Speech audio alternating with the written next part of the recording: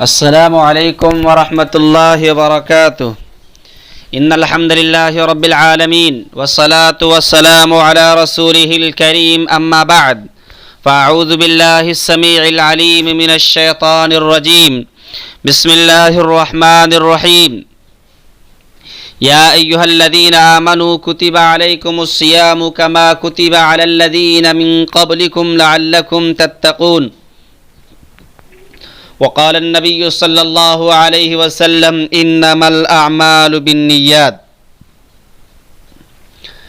محترم ناظرین، سلسلہ دروس رمضان کی دوسری کڑی لے کر آپ کی خدمت میں حاضر ہوا ہوں۔ آج انشاءاللہ العزیز ایک اہم موضوع پر کچھ گفتگو کروں گا۔ ہر عمل اور ہر عبادت جو شریعت میں مشروع اور جائز ہے، اس کے لیے ضروری ہے کہ آدمی نیت کرے۔ سب سے پہلے یہ جانے کہ نیت کس چیز کو کہتے ہیں۔ نیت در حقیقت دل کے ارادے اور عزم کو نیت کہا جاتا ہے۔ صحیح بخاری کی ایک روایت، اللہ کے نبی صلی اللہ علیہ وسلم نے فرمایا انما الاعمال بالنیات، عملوں کا دار و مدار نیتوں پر ضروری ہے۔ شریعت میں جس قسم کی بھی عبادت اور عمل مشروع ہے، اس کے لیے نیت ضروری ہے، اور چونکہ روزہ بھی ایک عبادت ہے، اس لیے روزہ کے لیے بھی نیت کرنا نہایت ضروری قرار پائے گا۔ اس سلسلے میں ایک دوسری صحیح روایتیں بھی موجود ہیں۔ اللہ کے نبی صلی اللہ علیہ وسلم نے فرمایا، ابو داؤد، ترمذی، نسائی، ابن خزیمہ، ابن حبان اور مسند احمد وغیرہ کی روایت ہے۔ فرمایا من لم یجمع الصیام قبل الفجر فلا صیام لہ، کہ جو شخص فجر سے پہلے روزہ کی نیت اور پختہ ارادہ نہ کیا، اس کا کوئی روزہ نہیں ہوگا، یا اس کا کوئی روزہ نہیں۔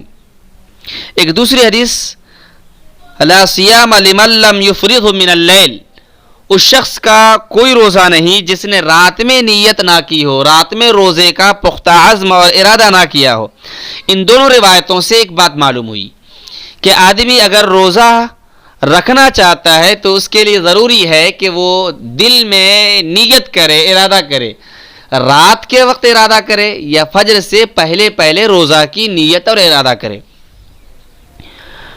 جیسا کہ میں نے کہا کہ نیت در حقیقت دل کے ارادے کو نام کو کہا جاتا ہے، دل کے عزم کو، پختہ ارادے کو نیت کہا جاتا ہے۔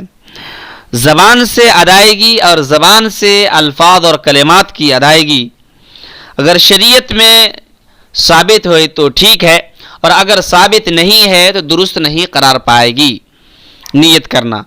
لہذا بعض جگہوں میں الفاظ کے ذریعہ نیت کرنا مشروع ہے، جیسے حج کے موقع سے الفاظ کے ذریعہ زبان سے نیت کی جاتی ہے، لیکن روزے کے لیے الفاظ اور کلمات سے نیت نہیں کی جائے گی، بلکہ صرف اور صرف دل کے ارادے اور دل کے عزم سے روزہ کی نیت ہوگی۔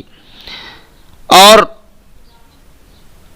روزہ کے لیے جو الفاظ مروج ہیں اور مشہور و معروف ہیں، بہت ساری کتابوں میں، کتابچوں میں، پمفلٹ میں، کتاب سائز، پاکٹ سائز نماز کی کاپیوں میں، اور ملک کے اندر شائع ہونے والے اوقات السحری اور افطاری کے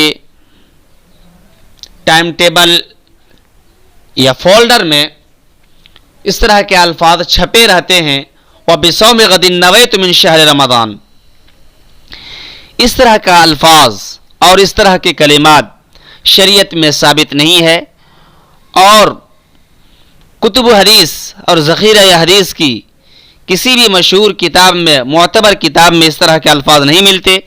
نبی کریم صلی اللہ علیہ وسلم نے نہ خود اس کی تعلیم دی اور نہ اس پر عمل کیا۔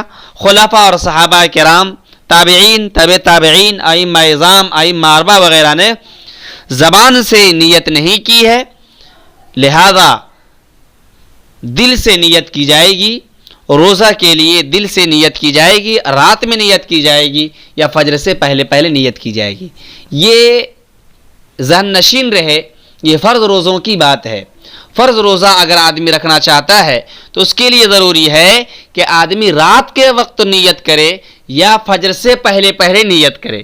لیکن اگر نفلی روزہ رکھنا چاہتا ہو تو ضروری نہیں ہے، دن میں بھی نفلی روزہ کی نیت کی جا سکتی ہے، فجر کے بعد بھی نفلی روزے کی نیت کی جا سکتی ہے۔